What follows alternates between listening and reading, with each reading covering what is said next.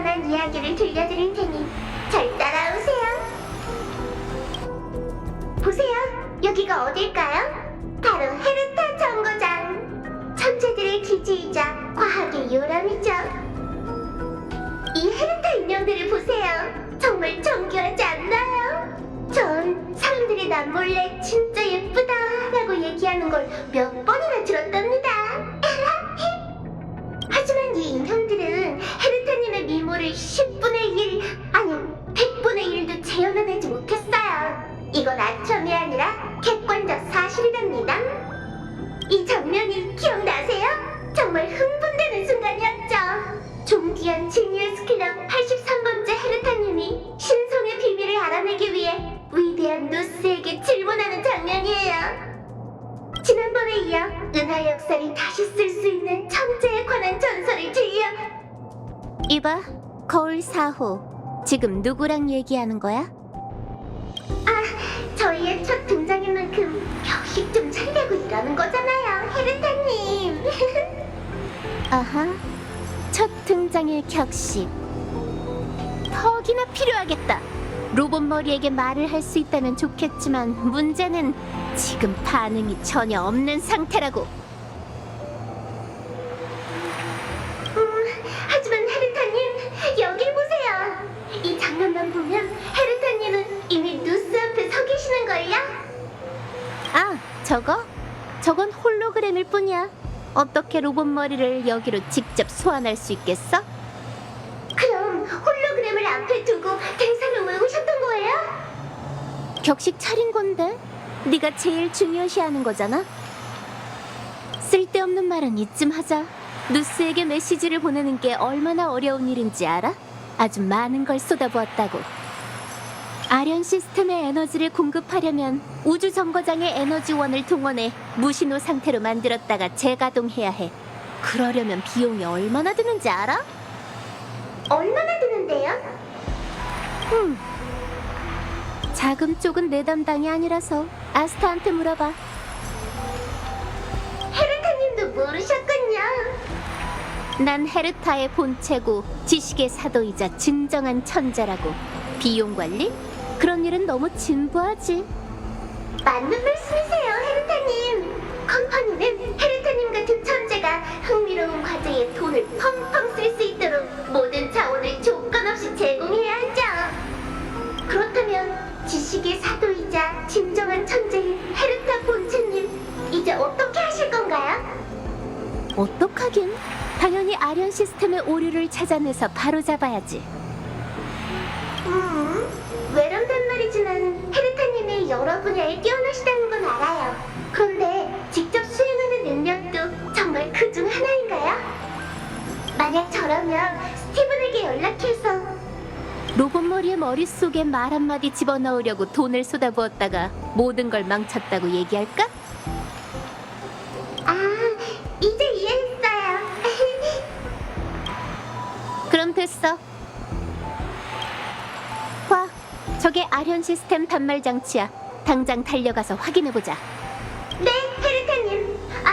그런데 전 걷지 못해서 날아갈 수밖에 없는데요. 어째 오늘따라 유난히 농담이 잦은 것 같다.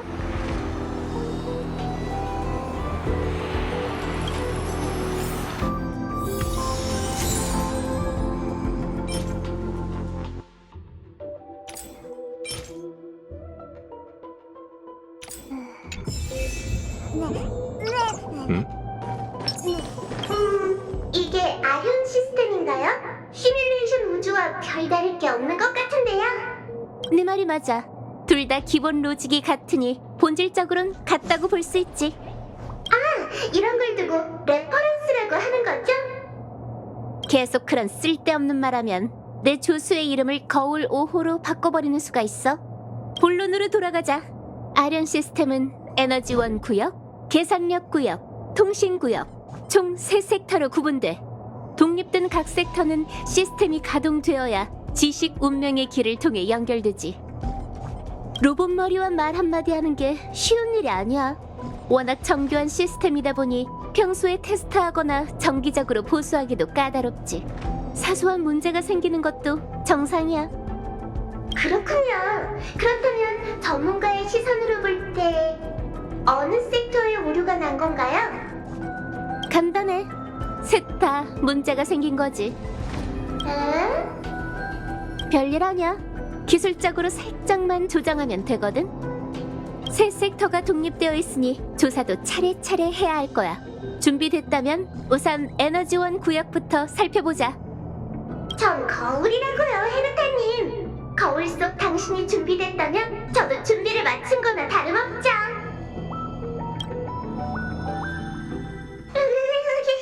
에너지원 구역은 왜 이렇게 추운 거죠? 거울에 소리가 낄 것 같아요. 예상 못했어? 난 헤르타 정거장의 모든 에너지원을 허수 상태로 전환해서 이 섹터에 저장해뒀어. 초저온 상태를 만들지 않았다면 우주 정거장은 진작 폭발해서 하늘로 날아갔을 거야. 하지만 저희는 원래부터 하늘에 떠 있었잖아요. 거울 주제에 유머 감각이 너무 과한 거 아니야? 저 녀석들은 어디서 나타난 거지? 손상된 데이터? 활성화된 시스템로? 그럴 리가. 설마 군단이 또 쳐들어온 건 아니겠지? 어쨌든 싹 없애버려야 해. 깨지지 않게 바짝 따라와.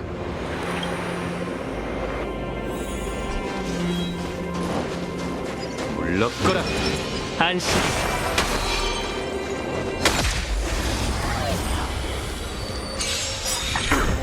노래 좋아해. 합주. 물결. 메아리. 회전을 받으라. 하! 그대를 수호하고 그대를 인도한다.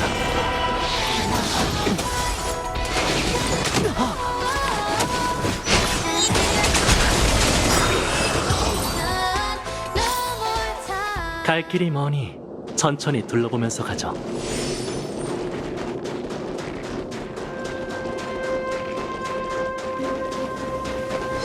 헤르타님, 이건 뭔가요? 그거 평범한 기억 거품 같은데 특별할 건 없어. 다른 캐빈에도 널려 있거든. 흥미롭네요.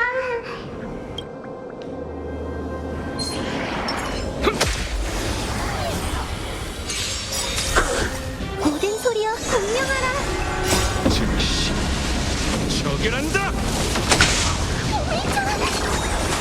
전쟁이 잔혹하지. 악한 악기들 몸이 상대해주지.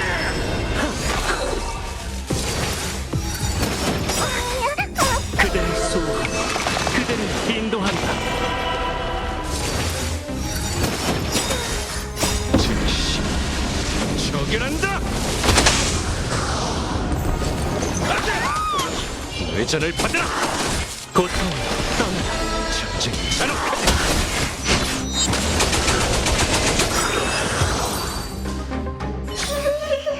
역시 헤르타님이세요. 정말 시시한 상대였어요. 이게 뭐죠? 대체 어디서 이런 징그러운 벌레들이? 로봇 머리를 만나려면 그에 걸맞는 계산력이 필요해. 1초당 수천여 번의 부동 소수점 연산을 처리하지 못한다면 그는 네 존재조차 느끼지 못할 거야. 하지만 뛰어난 계산력에도 단점이 있어. 바로 이런 계산력 집중들이 꼬인다는 거지. 번식의 자손인데 어떻게 진화한 건지도 몰라. 생명은 정말 신비롭군요. 그래봤자 나라는 거울보단 못하겠지만요. 그나저나 헤르타님, 이 정도 계산력을 가진 슈퍼컴퓨터로 대체 평소에 뭘 연산하시는 건가요? 그게 중요해? 슈퍼컴퓨터를 작동시켜서 로봇 머리의 주의만 끌면 그만이지. 에휴, 한가하실 때 아스타 씨와 얘기를 좀 나눠보세요. 물러거라 안심.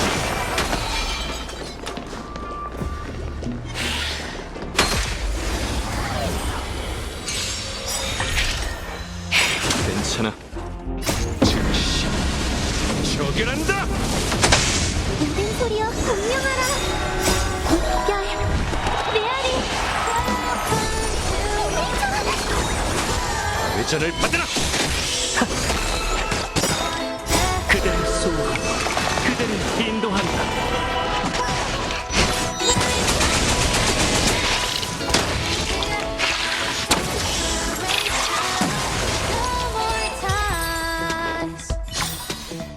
갈 길이 머니 천천히 둘러보면서 가죠.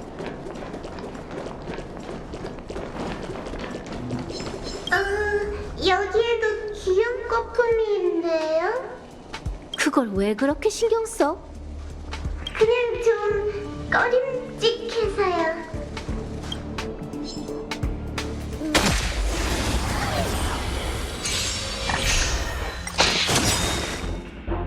즉시 처결한다. 좋아해, 합주. 악한 악기들 몸이 상대해주지. 괜찮아. 전쟁이 잔혹하지.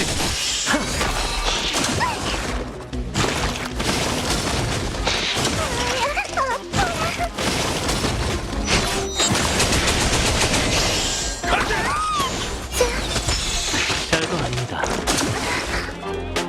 별거 아닙니다. 회전을 받으라.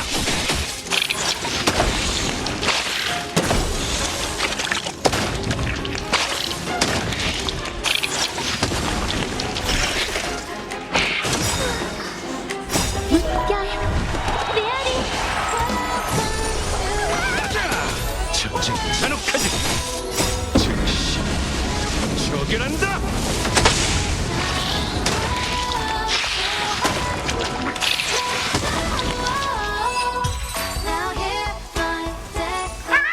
살려주세요. 벌레 진에게 거울을 쥐었어요. 자기 일은 스스로 해결해야지. 손으로 닦으면 되잖아. 정말 유머러스하시네요. 성가신 벌레들도 처치했으니 계산력 구역은 이제 깨끗해. 머지않아 컴퓨터도 복구될 거야. 이제 로봇 머리를 아련하기 위한 마지막 단계만 남았네. 마지막 섹터라면 통신구역 말인가요? 기억력이 제법인데? 가서 무슨 일이 일어난 건지 확인해보자.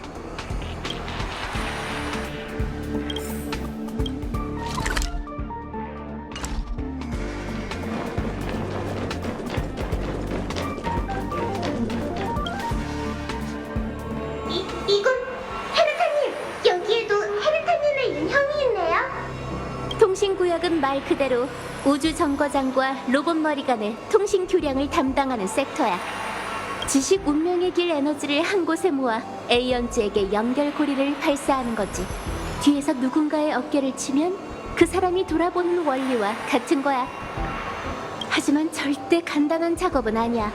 사전 준비가 얼마나 번거로운진 말할 것도 없고, 로봇 머리의 눈길 한 번으로 까딱하면 우주 정거장 전체가 파괴될 수도 있거든. 아하! 우주 정거장을 무신호 상태로 만드는 건 장비가 과부하다거나 망가지는 걸 막기 위한 일종의 보호수단인 거네요. 이해가 빠르네, 거울. 눈동량과 귀동량 덕분이죠. 전 귀도 눈도 없지만요. 이 섹터는 아무 이상이 없는 것 같은데요? 인형들도 잘 작동하고 있는 걸로 봐선 망가진 것 같지도 않고요. 그건 모르지. 헤르타님, 뒤쪽에... 뭘 하려는 걸까요? 어디 보자. 이 인형은 일련 번호 2757 같은데?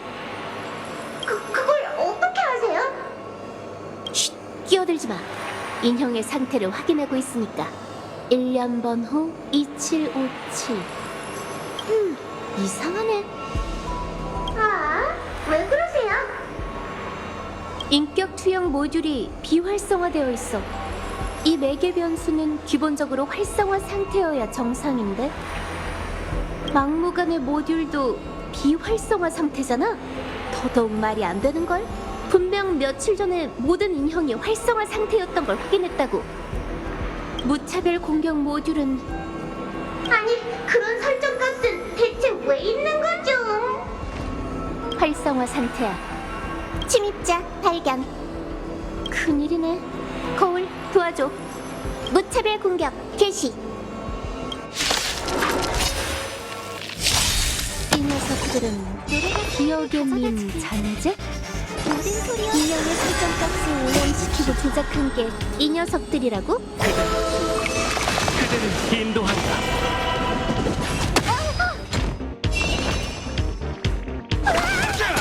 날 따르라. 회전을 받아라. 전 건너가겠어요. 고통 떠나라. 서로의 기회. 전쟁은 잔혹하지.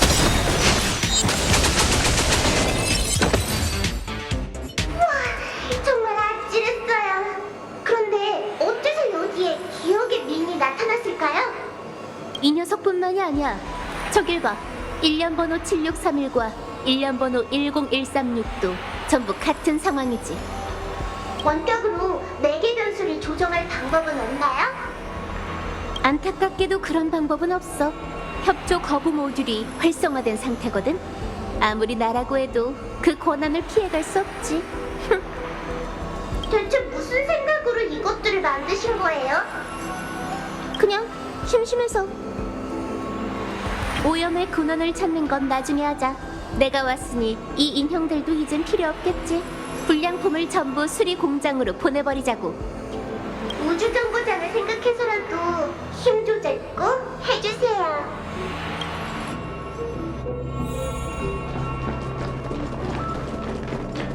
망설일 필요 없어.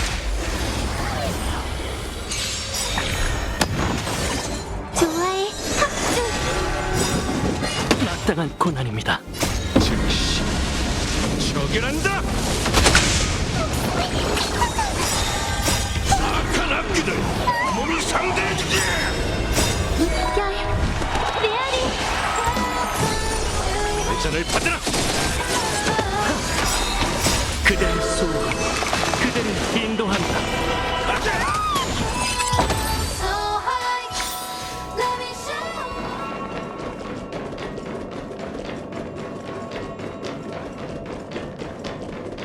안식.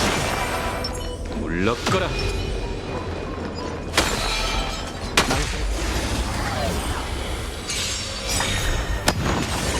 모든 소리여 공명하라. 즉시 처결한다.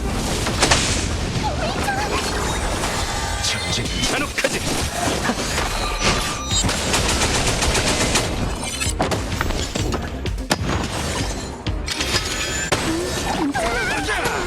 회전을 받아라. 평온 다가왔다. 즉시 처결한다.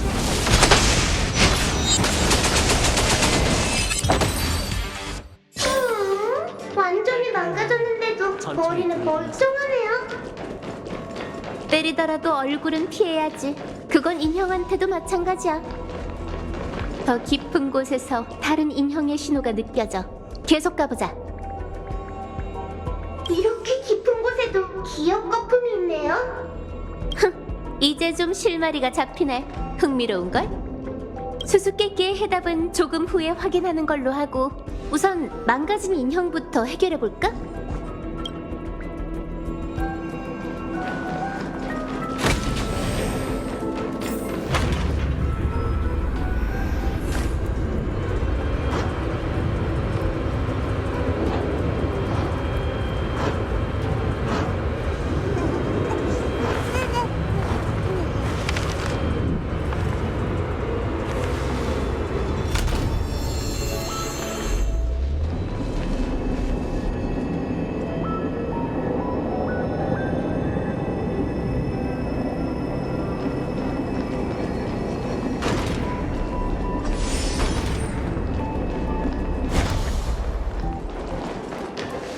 아, 1년 번호 0988.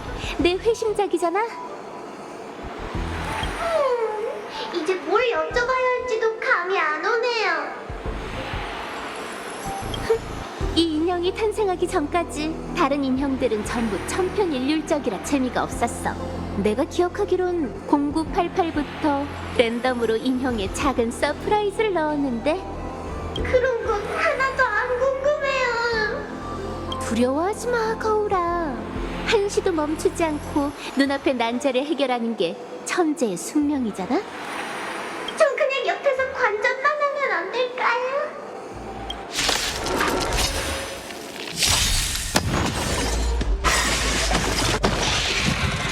그대를 수호하고 그대를 인도한다.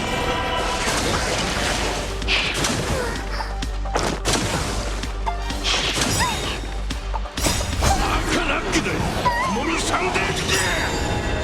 모든 소리여 공명하라. 물결, 메아리.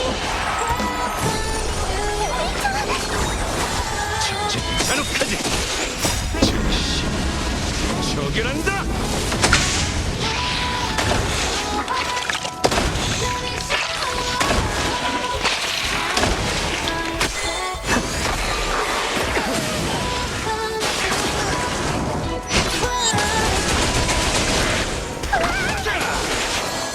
회전을 받으라.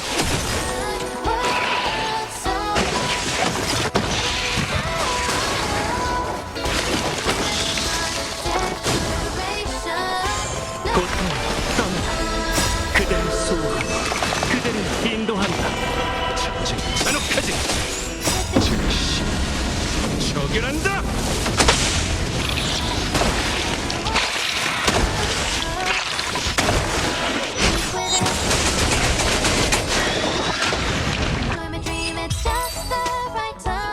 위험했어요. 하마터면 산산조각 날 뻔했다고요. 엄살은 이런 녀석에겐 내 뇌세포 한 개를 쓰는 것조차 아깝다니까. 이제 새 섹터의 문제가 전부 해결된 거죠? 그렇다는 건 그 전에 해결해야 할 사소한 문제가 하나 있어. 조금 전부터 우리 뒤로 꼬리 하나가 붙은 것 같은데? 관찰력이 정말 뛰어나시군요, 헤르타님. 저희가 나서야 할까요? 그래, 모두를 불러내줘. 거울 사호. 중대한 일을 앞두고 있는데 고작 도둑 따위에게 빈틈을 내줄 수는 없잖아.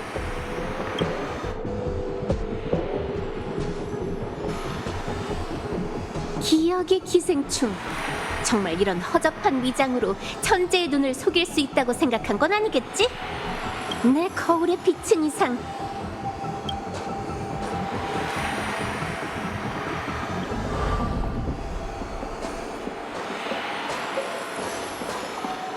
도망칠 생각은 접는 게 좋을 거야. 이런 큰일이군. 일단은 살고 봐야 하니 기억의 영역으로 돌아가서 생각해야겠어. 휴, 아무래도 귀담아 듣지 않은 것 같네. 말했잖아. 고작 그 실력으로 내게서 도망치겠다고?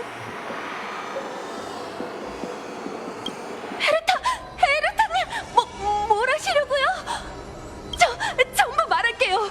기억의 정원의 비밀과 그들이 뭘 노리는지 다 털어놓을 테니까 제발 한 번만 봐주세요. 저런 절체절명의 순간에 살겠다고 떠올린 말이 고작 그것뿐이야? 이러면 곤란하지. 다시 한번 상기시켜줄까? 난 지니어스 클럽 83번째 헤르타야. 허수 범람의 수수께끼를 풀어낸 학자이자 허수 중력 붕괴 무기의 핵심 인물이지. 이런 내가 너한테 얻을 만한 답이 있을까? 그건... 쉿, 조용. 지금은 내가 스포트라이트를 받는 순간이니 얌전히 듣기나 해. 넌 루스의 기억을 훔치기 위해 여기에 잠입했어. 그렇지? 내 소중한 아련 시스템을 엉망으로 만든 것도 날 여기로 유인해 길잡이로 삼으려던 속셈이고. 안타깝네. 조금만 더 버텼으면 임무를 마치고 돌아갈 수 있었을 텐데. 농담이야. 처음부터 너에겐 일말의 기회조차 없었어. 내 곁에 거울 사오만 있었다고 생각했겠지만 이 녀석의 다른 형제자매들이 네 행적을 줄곧 지켜보고 있었거든. 자, 이제 이 배짱 좋은 도둑에게 어떤 벌을 내리는 게 좋을까? 아, 그게 좋겠다. 기억의 정원 사람들은 거울을 좋아하지? 그럼 네가 원하는 대로 거울과 친구가 되게 해줄게. 처벌 시간도 너무 길지 않게 인생의 100분의 1 정도면 될 것 같은데? 그 정도면 충분히 반성할 수 있을 거야. 걱정 마. 거울 속에 갇힌다 해도 여전히 이 세상에 기여할 수 있을 테니까. 너한테서 느껴지는 그 미약한 운명의 길 에너지로 로봇 머리의 주의를 끌 수 있을지도 몰라. 참, 조금 전에 말한 인생의 100분의 1이란 건 내 수명을 말하는 거야. 문제의 원흉을 없애니까 마음이 좀 가볍네. 냠냠 맛있어요. 이상한 소리 좀 내지 마. 나까지 이상해지는 것 같잖아. 그 도둑은 푹 짜게 내버려둬. 어떻게 처리할진 차차 생각해 볼 테니까. 어머? 사랑스럽고 존경스러운 헤르타님, 언제부터 마음이 이렇게 약해지셨죠? 아리온 시스템이 재부팅됐어. 마침내 기다리던 순간이 왔네. 로봇 머리, 너한테 가겠다고 이 고생을 했으니 절대 날 모른 척하면 안 된다.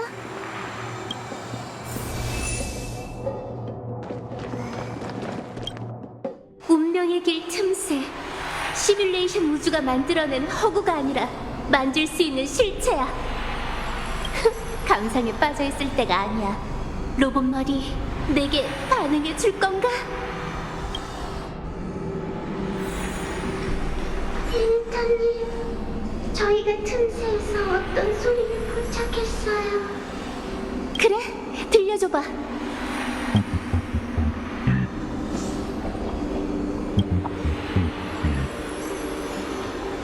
이 소리는 이진법? 설마 로봇 머리인가?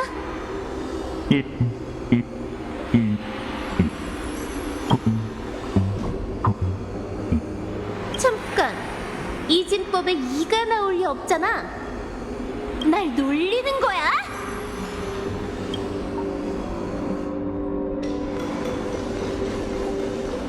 헤르타님, 소리가 또 들리기 시작했어요. 어쩌죠? 어떻게 하면 좋을까요? 진정해, 거울 2호. 또 뭐라고 했는지 들려줘.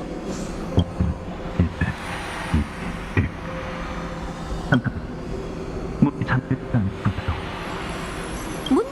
안 잠겨 있다고? 이건 운명의 길의 소리가 아니잖아. 대체 어떻게 된 거지?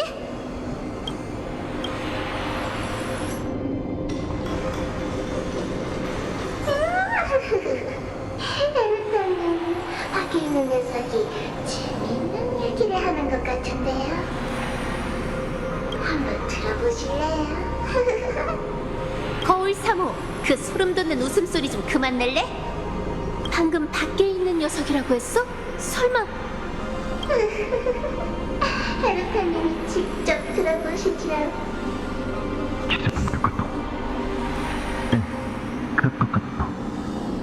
에? 이상한데? 실험실에 침입자가 들어온 게 분명해. 깨워야 할까요? 어떻지? 그러면 좋겠군요. 예의에 어긋나지만 저희도 한시가 급하니. 잠깐! 안 돼, 절대 안 돼! 너희가 누구든 지금 날 방해하지 마! 난 계속 가야 한다고! 몇 걸음만 더 가면 로봇 머리를 만날 수 있단 말이야!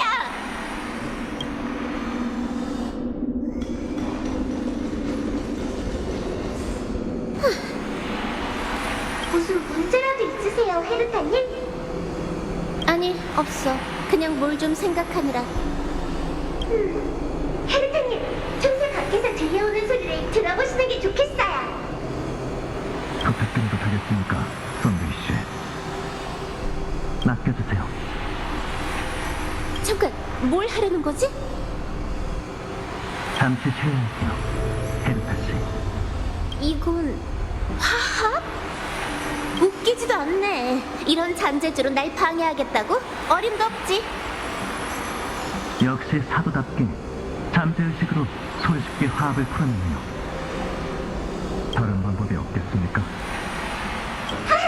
주저넘은 녀석, 정말 헤르타님의 실험을 중단할 수 있다고 생각한 거냐? 저 녀석들은 무시하고 노스나 만나러 가시죠. 됐어. 거울 이만 여기서 나가자. 예? 나가자고요? 설마 이제 와서 아련 실험을 중단하시겠다는 건? 이건 아니잖아요. 당신이 여기까지 와서 곧 A연지에 닿을 수 있게 됐는데 아련 시스템을 재가동하는데 얼마나 많은 비용이 드는지는 헤르테님도 아실 텐데. 저 침입자들을 무시하고 계속 가다가 로봇 머리가 우주정거장에 눈길을 주면 저 둘은 그 찰나의 에너지에 의해 잿더미가 되고 말 거야. 실험엔 두 번째 기회가 있지만 인간은 한 번 죽으면 끝이라고.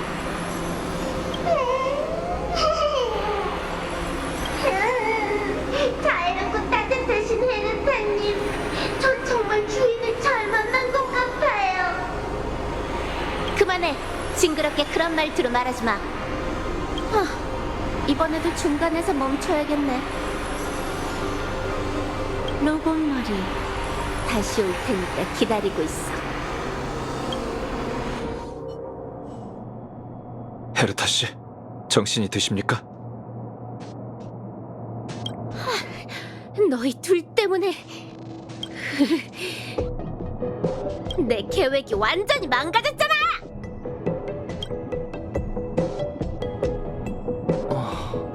계획이요? 죄송합니다, 헤르타 씨. 계획이 있으신 줄 몰랐군요. 썬데이 씨와 우주정거장에 도착했을 때 사방이 어두워서 긴급 상황이 일어났다고 생각했습니다. 사고의 근원을 찾아다니다가 이렇게 당신의 본체를 보게 되리라곤 상상도 못했네요. 대체 어떻게 들어온 거야? 문이 열려 있더군요. 뭐 좋아. 나도 상식은 있는 사람이니 이번 일은 그냥 넘어가 줄게. 그쪽이 은하열차의 양씨인 건 알겠는데 옆에 이쪽은? 헤르타 씨는 은하간의 소식에 민감하지 않으신 모양이네요. 실례했습니다. 다급한 상황이라 가장 기본적인 예절을 잊었군요. 전 썬데이입니다. 열차의 평범한 편승객이죠. 평범한 여행자가 화합 운명의 길을 걷는 자라고? 그걸 누가 믿겠어? 관광이나 하러 여기까지 온 건 절대 아닐 테고. 저희가 생각했던 것과 상황이 많이 다르긴 하지만 어쨌든 우주정거장이 무사하다니 다행이군요. 헤르타 씨, 저희는 엠포리어스 때문에 왔습니다. 놀랍지도 않네. 뭔가 떠오르신 겁니까? 아니, 히메코한테도 말했지만 아주 이상한 일이야. 로봇 머리가 눈길을 던졌던 수많은 세계가 전부 내 머릿속에 있는데 빠진 게 있을 리가 없잖아? 너희가 기억의 정원한테 홀린 걸지도 모르지. 어쨌든 난 먼저 시뮬레이션 우주로 그 단어를 검색했어. 관련 없는 결과를 필터링하긴 했지만 여전히 천문학적인 숫자가 적힌 목록이 있었지.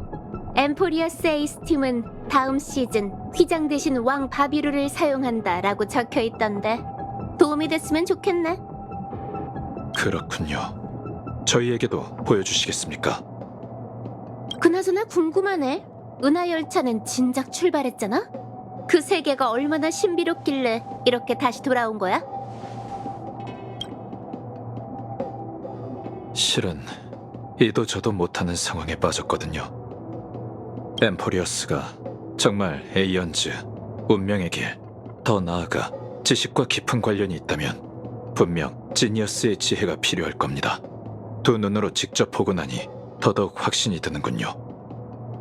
그 이도저도 못하는 상황에 대해 더 자세히 얘기해 줄래, 양씨? 저희의 소중한 두 동료가 엠포리어스에 갔는데 그 이후로 연락이 안 되고 있습니다. 그리고 또 다른 동료에겐 설명할 수 없는 끔찍한 증상이 나타났죠.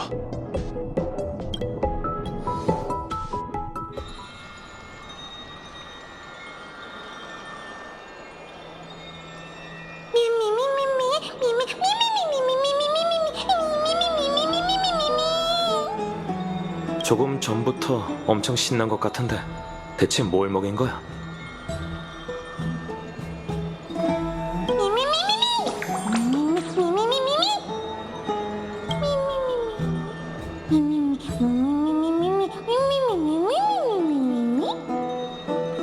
됐어. 통역하느라 괜히 힘 빼지 마. 영양가 없는 말을 했을 거란 직감이 드니까. 시간이 다 됐네. 황금의 후예들은 지금쯤 창세의 소용돌이에서 준비 중이겠지? 준비되는 대로 불시 반환식을 보러 가자.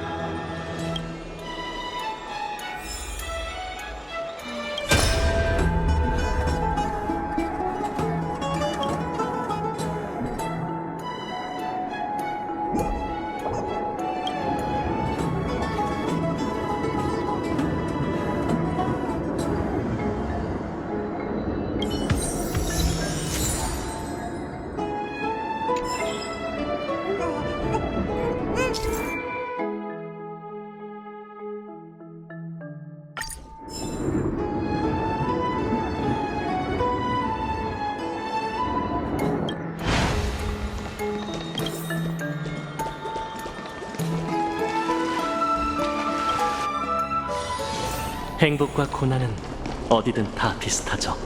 장엄한 12티탄이 세계의 기둥을 바치고 우리는 세계의 균열을 메우기 위해 신성을 바라오니 육신에 황금의 피를 붓고 메마를 때까지 신탁을 위해 다할 수 있게 하소서.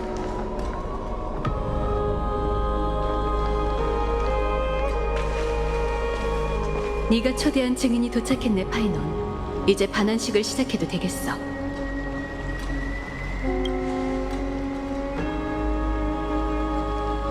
나이데이님이 아직 안 오셨는데. 그 녀석에게 인사말은 이미 들었어, 카스토리스 씨. 그래서 나도 얘기해줬지.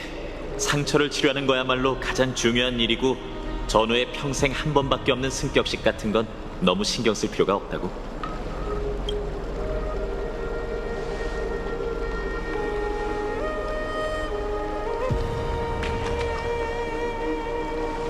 준비됐습니다. 선생님, 그에게 앞길을 보여줘.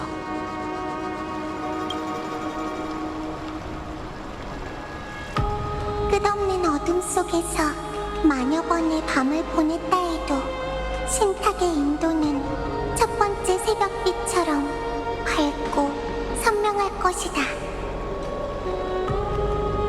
그가 말하길 신들을 타도하라.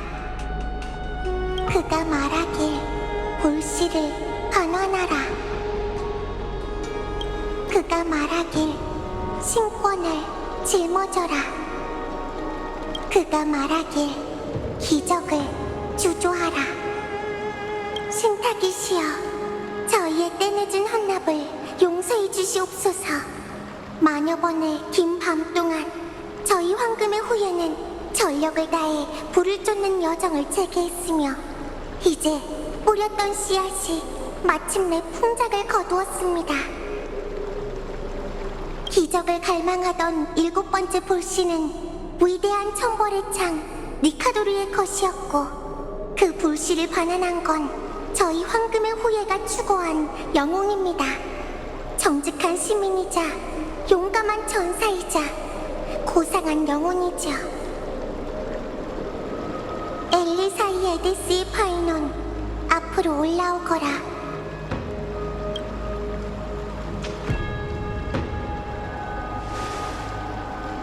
우리와 함께 장엄한 12티탄이 세계의 기둥을 바치고 저희는 세계의 균열을 메우기 위해 신성을 바라오니 육신에 황금의 피를 붓고 메마를 때까지 신탁을 위해 다할 수 있게 하소서. 볼씨를 바쳐라, 황금의 후예여.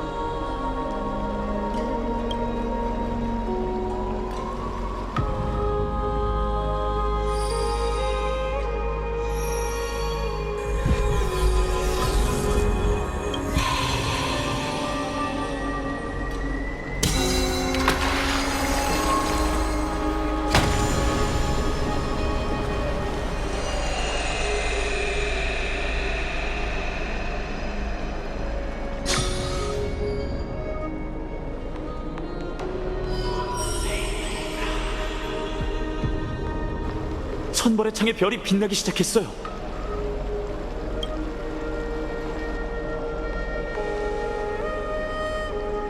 창세의 소용돌이가 왜 이렇게 고요하죠? 전에도 이런 적이 있었나요? 너무 조급한 것 같네, 파이논. 우리가 내린 결정을 의심하게 만들지 마. 나이오스님? 네가 아는 그 사람이 아닐 거야, 카스토리스. 저건 신탁의 화신이자 티탄 신성의 메아리지. 신권을 받을 황금의 후예를 확인하러 온 거야.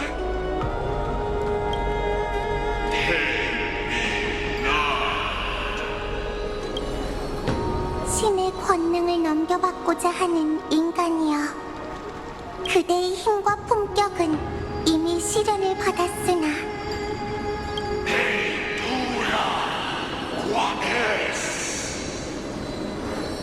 그대의 의지는 여전히 흔들리고 있군. 니카도리의 항쟁을 이어받아 형언할 수 없는 검은 물결에 맞서려면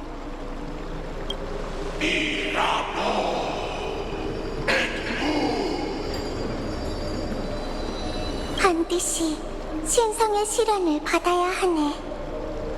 그대에게 부서지지 않는 의지가 있다는 것을 증명하고 내면 가장 깊이 뿌리 내린 두려움을 없애라. 내면의 두려움을 없애라고요?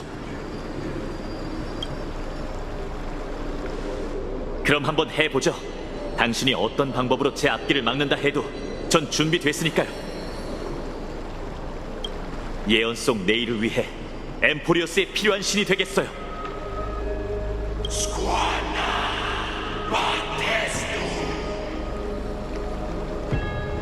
따라오게, 엘리사이 에데스의 파이논.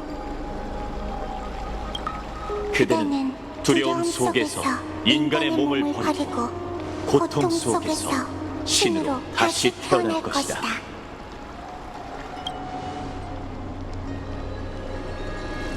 다녀올게요, 친구들.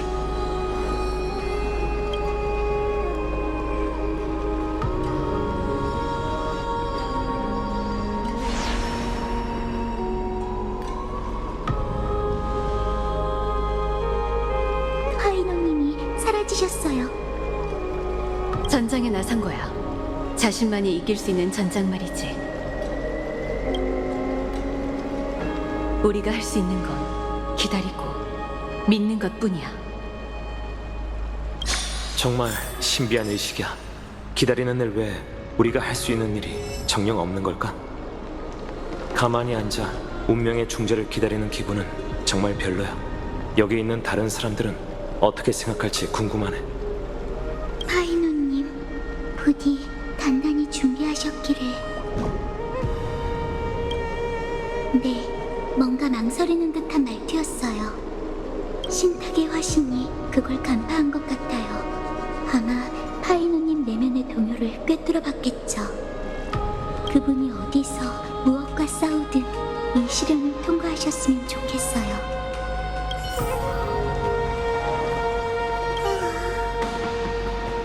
잠든 것 같아. 이 의식을 진행하는 게 상당히 힘든 일인가 봐. 파이논은 성공할 거야.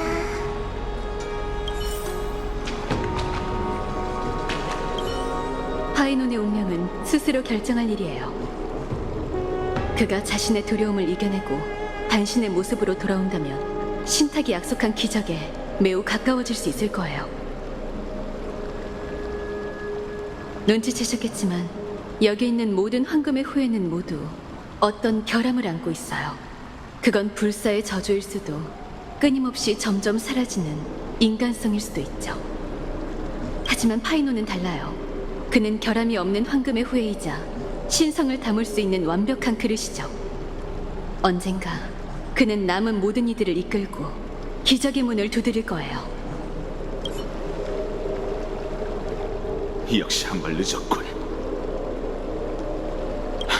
천벌의 창의 별이 빛나고 있다는 건 불씨는 반환했지만 아직 파이노님의 시련은 끝나지 않았어요. 신탁이 대변인을 내려보냈거든요. 그는 파이노님의 힘과 품격을 인정했지만 그분의 의지에 대해 여전히 의심을 품었죠. 파이노님은 어떻게든 자신의 두려움을 이겨내고 신탁의 자신을 증명해야 해요. 우려하던 일이 일어났군.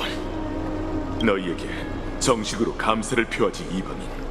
너희가 도와주지 않았다면 니카도로와의 전투가 100배는 더 힘들었을 거야. 사례를 말하는 건가? 문제없지. 크렘노스 쪽 사람은 강인함과 무예를 숭상하긴 하지만 그게 예의가 없다는 뜻은 아니지. 마이데이 씨, 조금 전에 얘기한 우려라는 건 쟤네 아직 모르는 거야? 녀석은 늘 자신의 과거로 고통받고 있어. 내가 얘기하는 게 적절하진 않겠지만 계속 파이논과 함께 싸우려면 녀석의 과거를 이해할 필요가 있겠지. 마이데이님, 제가 얘기할게요. 그래도 되고. 신탁에 선택받기 전 파이노님은 고향, 가족, 친구, 자신을 지키겠다고 맹세한 모든 것을 잃은 상황이었습니다. 소년이었던 그는 텅 빈 껍데기가 되었고 마음속 복수의 불길만이 그를 움직이게 했죠.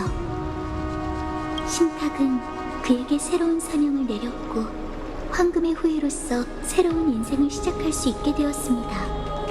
하지만 새로운 사명과 복수의 욕망 중 어느 쪽이 더 중요할까요?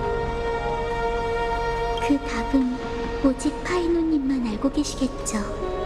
아니, 어쩌면 본인도 계속 흔들리고 계실지도 몰라요. 그 녀석의 힘은 인정하지만 두려움. 아무리 날카로운 검도 두려움을 끊어낼 수 없지. 네가 마음을 굳혔길 바란다, 구세주여. 돌처럼 단단한 의지가 있어야만 뿌리 깊은 악몽을 깨부술 수 있을 테니까.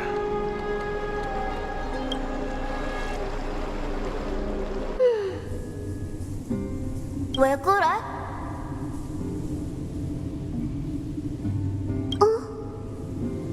에? 아, 뜸들이지 말고 빨리 말해봐. 뭘 봤는데? 그냥 네 반응이 궁금해서 그랬어.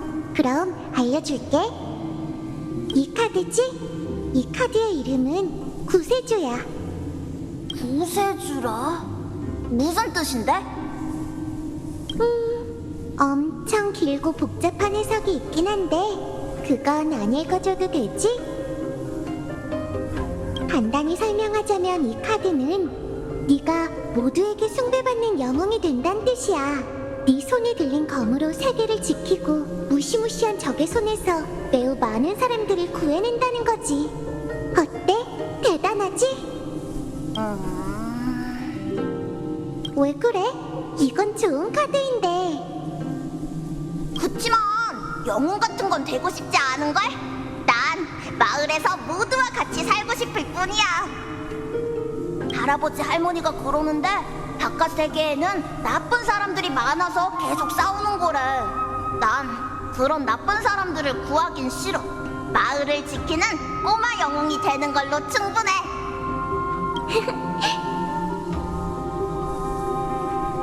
그럼 꼬마 영웅님, 언젠가 우리가 꼭 엘리사의 에데스를 떠나야 한다면 그땐 구세주가 될 거야? 꼭 마을을 떠나야 해? 응, 그런 일이 생기면 누군가는 꼭 세계를 구해야 한다는 거니까. 그럼...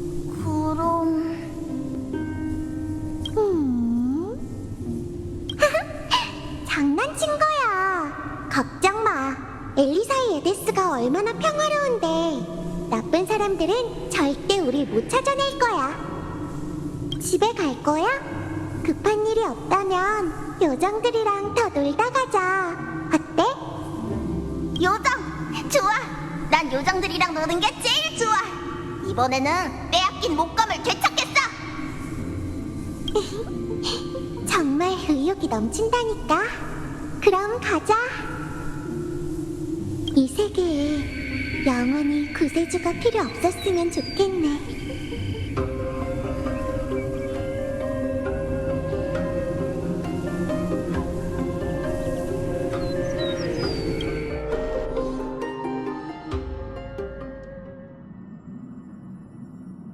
폼폼, 음식은 준비됐어? 물론이지. 마치 세븐스가 아프다길래 특별히 소화가 잘 되는 자장 특제 요리를 만들었어. 히메코가 좀 가져다 줄래? 문제 없어. 그리고 겸사겸사? 안 돼. 환자한테 커피는 금물이라고. 그렇네.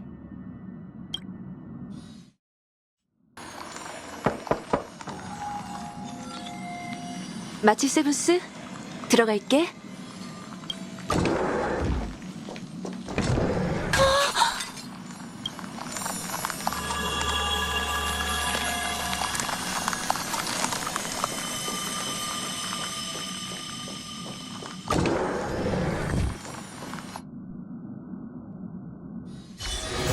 행복과 고난은 어디든 다 비슷하죠.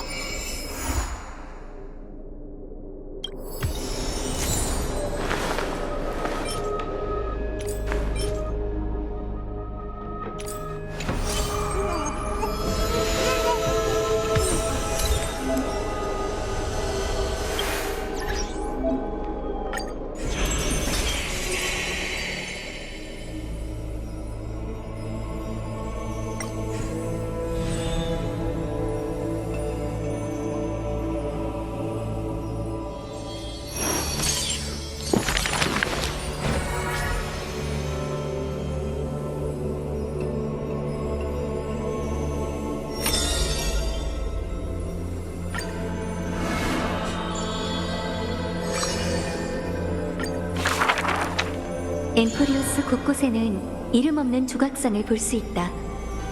그 원형은 창세 초기 천부가 진흙으로 빚은 것이라고 한다.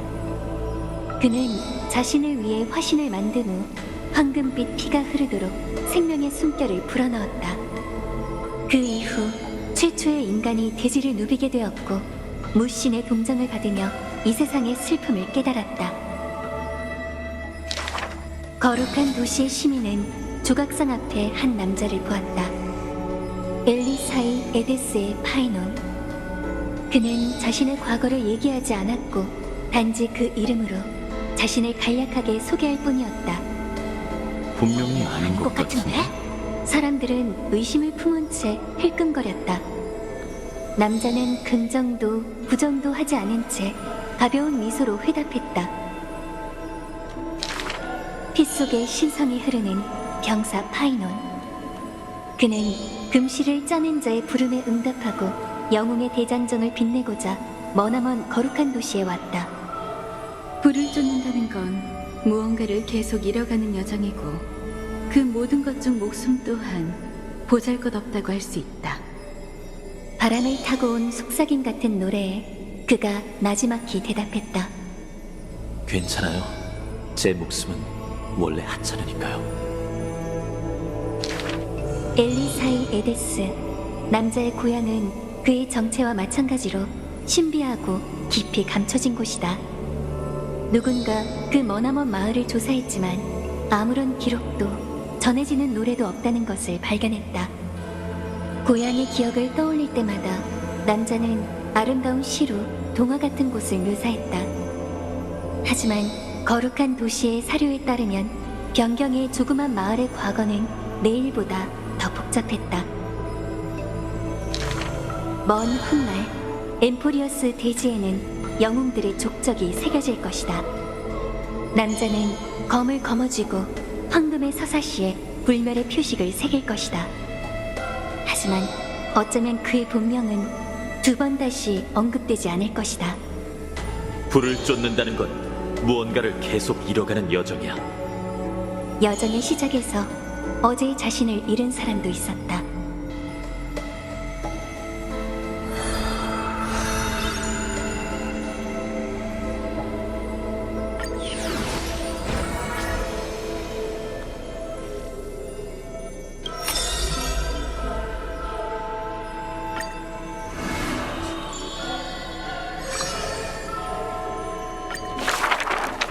나는 죽음을 부여하는 검과 운명을 옥죄는 사슬이 은발의 소녀와 함께 죽음의 성전에 놓여 있는 것을 봤다. 검은 알 수 없는 자의 선혈로 더럽혀지고 부러졌다. 얼룩덜룩 녹슬어 있는 사슬은 창백한 손목을 잡아당겼다. 서재는 떨리는 목소리로 질문했다. 나비는 누구의 손끝에 머물 텐가? 소녀는 답하지 않았고 마치 죽음처럼 침묵을 지켰다. 사람들은 종종 죽음은 어둠의 손과 손을 맞잡는 것이고 꿈은 그의 새끼손가락에 스치는 것이라고 말한다.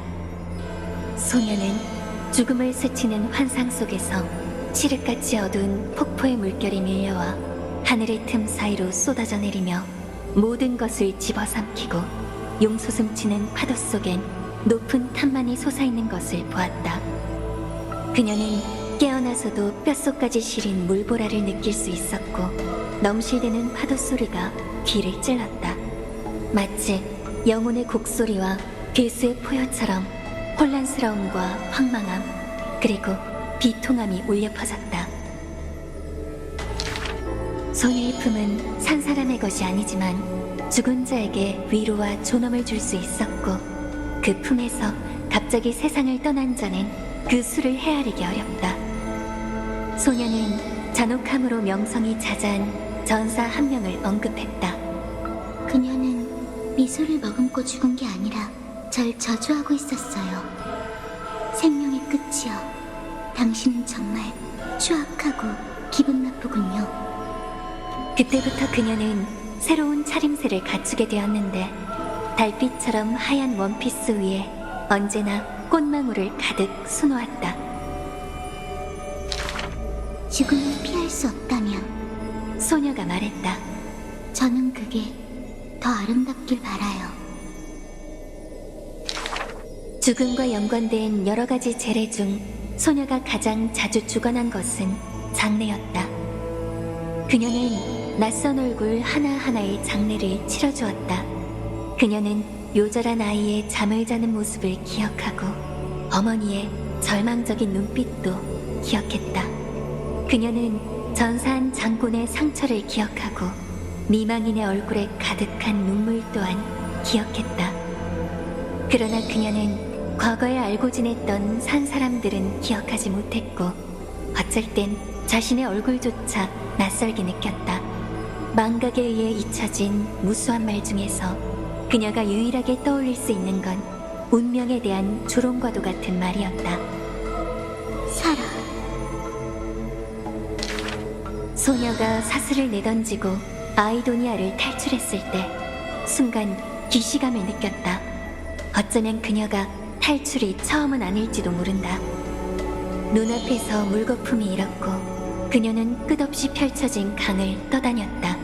그리고 홀로 배를 탄 후 난류에서 빠져나왔다.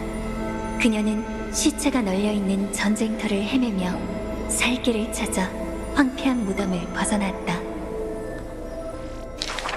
그녀는 왜 끊임없이 탈출하는 것일까? 이때 그녀는 답을 알고 있었지만 황당함을 느꼈다. 죽음으로 여겨지는 여자가 세상으로 향하는 것은 살아있어야 함을 깨달았기 때문이었다.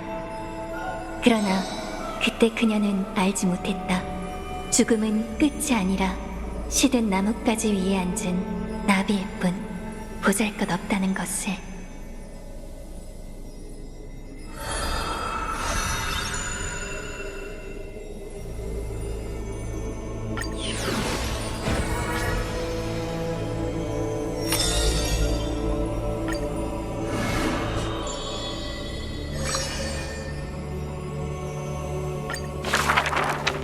오크마의 어느 곳, 처음 방문한 여행자가 잠시 발걸음을 멈춰섰다. 그는 자신의 눈을 비볐다. 하나, 둘, 셋. 같은 아이가 3명이잖아. 세 아이는 웃는 모습이 각자 달랐다. 찬란한 웃음, 영리한 웃음, 차분한 웃음이었지만 같은 신비로움을 내비치고 있었다. 낯선 친구, 거룩한 도시에 온 걸 환영해. 우리가 길이 안내해줄게. 트리스비우스. 이 이름을 언급하는 이는 거의 없었다. 오직 야누소폴리스의 연로한 사제만이 그 이름 뒤에 담긴 뜻을 알고 있었다. 대사제님, 다시 한번 저희가 날개를 펼치고 먼 길을 떠날 수 있도록 인도해 주십시오. 귓가에는 고양이 악기 소리가 맴돌았고 아이들은 웃으며 노인을 애웠었다. 부디 모든 슬픈 이야기가 바람을 타고 아침 저녁으로 사라지기를. 종말이 다가오자 거룩한 도시의 주민들은 늘 수심에 잠겨 있었다. 안녕? 우리가 도와줄까? 흔들리는 횃불처럼 아이들이 골목을 환히 비춘다. 그녀들은 부인의 눈물을 닦아주었다. 아기들은 새근새근 잠에 들었고 기도하는 이의 창턱에는 여전히 그녀들의 가뿐한 발걸음이 남아있었다.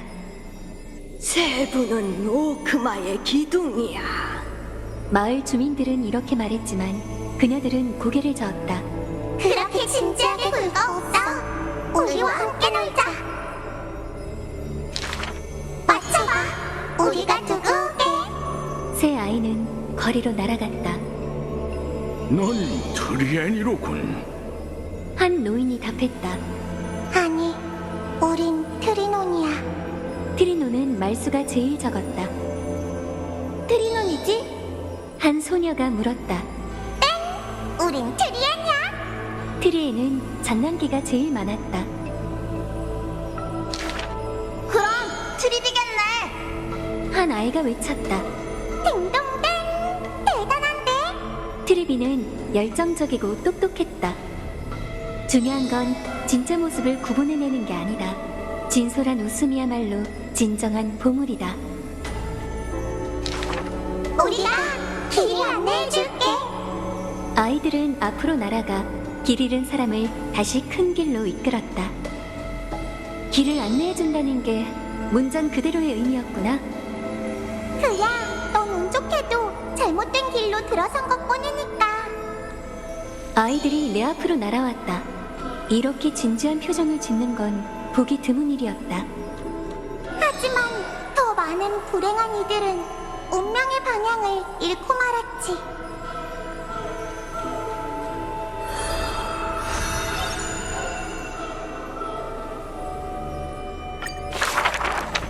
한때 전장에서 죽어가는 한 병사가 있었다. 그는 멀리 도시에 있는 연인과 작별하고 싶어 했다. 아이는 병사 곁에 엎드린 채 아무 말 없이 마지막 위로의 말을 들었다. 도시에 있는 나머지 두 아이는 기나긴 잠에 빠진 여인의 병상 곁을 지키며 목 놓아 울었다. 세 아이는 눈과 귀, 마음이 서로 연결되어 있었다. 한 명의 슬픔을 느끼면 나머지 두 명도 눈물을 쏟아냈다. 이런 것보단 재밌는 이야기나 하자. 아이는 기억 탓에 흘러내린 눈물을 닦아냈다. 우리는 엠포리어스 동요를 제일 잘 불러. 하지만 그 동요들은 글을 읽을 줄 아는 아이라면 모두 외울 정도로 멀리 퍼졌었다. 정말이지 무례하네. 아이가 내 머리를 가볍게 쳤다. 동요 작가의 노력도 좀 생각해달라고. 신은 비옥한 땅을 살피고 거인은 잔을 들고 함께 술을 마신다.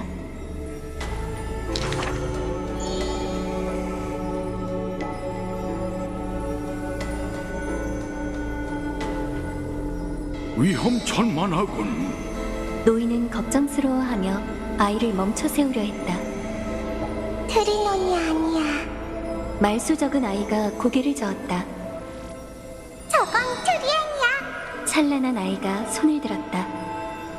아이고, 잔소리. 장난기 많은 아이가 입을 삐죽였다. 내가 만든 물건인데 좀 가지고 놀면 안 돼? 세상의 모든 아이들은 노는 걸 좋아했고 트리스비오스도 예외는 아니었다. 세상의 모든 아이들은 아픔을 두려워했지만 트리스비오스는 스스로 굳세다고 여겼다. 원래 우리는 정말 많았어. 다른 사람들은 먼저 떠난 것뿐이지. 아이들은 자신이 어른이 됐다고 우겼지만 실수로 성문에 부딪히기라도 하면 동시에 아픔을 참는 소리를 내뱉었다. 삼상의 신탁은 이미 먼 과거의 의식이 되었고 황금전쟁 역시 괴로운 잠꼬대와 같았다. 그녀는 망갈래 길의 문에서 들려오는 메아리에 종종 놀라서 깼고 같은 외모를 지닌 자매들과 함께하는 먼 여정을 주저하기도 했다. 옛 여정이 끝나고 새 여정이 시작되었다. 기나긴 세월에도 아이는 항상 본심을 지킬 수 있었다. 그녀들에게 남은 건 눈과 귀, 마음이 연결된 서로뿐이었다.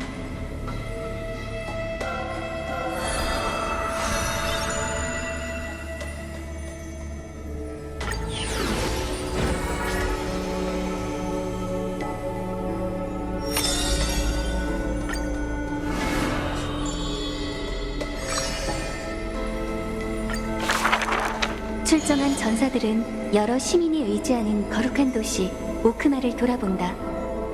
도시의 시인이 읊는 구절처럼 웅장하고 아름다우며 인자하기 그지없구나.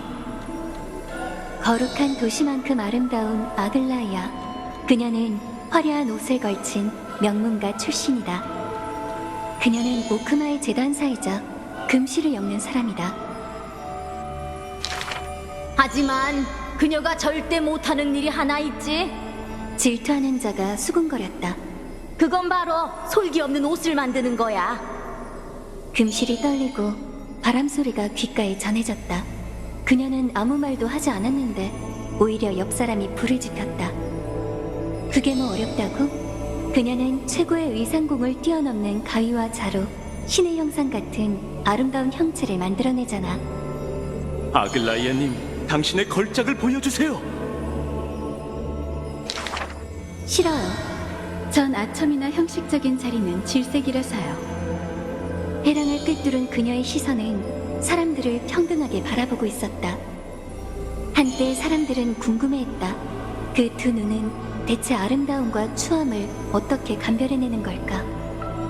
대낮이 영원히 이어지는 듯한 거룩한 도시에서 새벽녘의 따뜻함과 밤의 차가움을 어떻게 구분해내는 걸까? 금실이 방직공 대신 대답했다.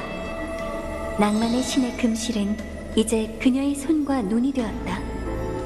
세상의 모든 색깔이 사람들 마음속 바탕색과 뒤섞여 그녀의 얼굴을 덮쳐왔다.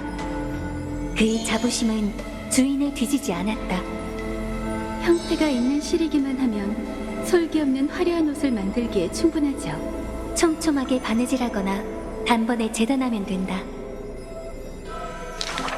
그건 어렵지 않아. 전부 어렵지 않지. 바늘땀처럼 떨어진 마지막 말이 꼭 한숨과 같았다. 황금을 엮는 자의 시선은 나를 꿰뚫고 저 너머에 있는 하늘과 땅 사이에 얽힌 그물망에 가닿았다. 그녀가 풀려 하는 유일한 난제는 오크마의 운명을 솔기 없는 결과물로 재단해내는 것이었다.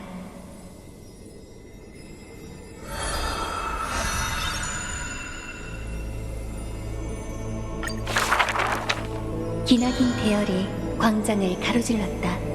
행상, 가게 주인, 심지어 유명한 상류층까지 평등하게 중앙에 줄 서 있었다. 대열의 끝은 아글라이아의 거처로 향했다. 거룩한 도시의 패션 트렌드는 그녀가 곧 발표하려는 야심작일까? 그녀가 버리려는 실패작이겠지. 역시 근심 걱정 없는 거룩한 도시야. 정말이 코앞인데도 화려한 옷에 열광할 여유가 있다니. 다른 도시 국가에서 처음 온 손님은 적잖이 놀란 듯했다. 소문에 따르면 방직공은 네스티아를 섬기는 사제 명문가와 깊은 관련이 있다. 그녀의 섬세한 손재주는 향락과는 무관했다. 어쩌면 본래 엄숙한 직책이지만 그저 아름다움을 사랑하는 사람들이 떨어진 깃털을 보물 조각으로 오해한 것일지도 몰랐다. 불완전한 디자인도 추앙받을 가치가 있는 걸까? 방직공은 고개를 저었다. 그녀는 잊은 듯했다. 바로 불완전한 영웅이 인파를 이끌며 긴 그림자를 들이운 채 영원한 대낮으로 향하고 있다는 것을. 그들을 위해 옷을 재단하려는 반직공도 있었다. 그녀가 제시한 조건은 이러했다. 충분히 예리한 아름다움, 그리고 아름다움을 향한 추구. 제가 받고 싶은 건 우레와 같은 박수, 그리고 꽃이에요. 감언이설을 하는 시인이었다. 그녀를 감동시키고 싶어요. 얼굴에 홍조를 띤 소년이었다. 저도 괜찮을까요? 심연에서 어렵게 도망쳐 왔으니 여동생에게 신발을 선물하고 싶어요. 의자에 앉은 아이였다. 그는 맨발인 채였고 곁에는 말없이 고개 숙인 여동생이 있었다. 안타깝게도 금실은 제멋대로인 물건이었다. 단 한 번도 동정과 연민에 동요한 적이 없었다. 어린아이는 불안해 보였다. 그 꾀죄죄한 얼굴에서 그녀는 어떤 첫 만남을 떠올렸다.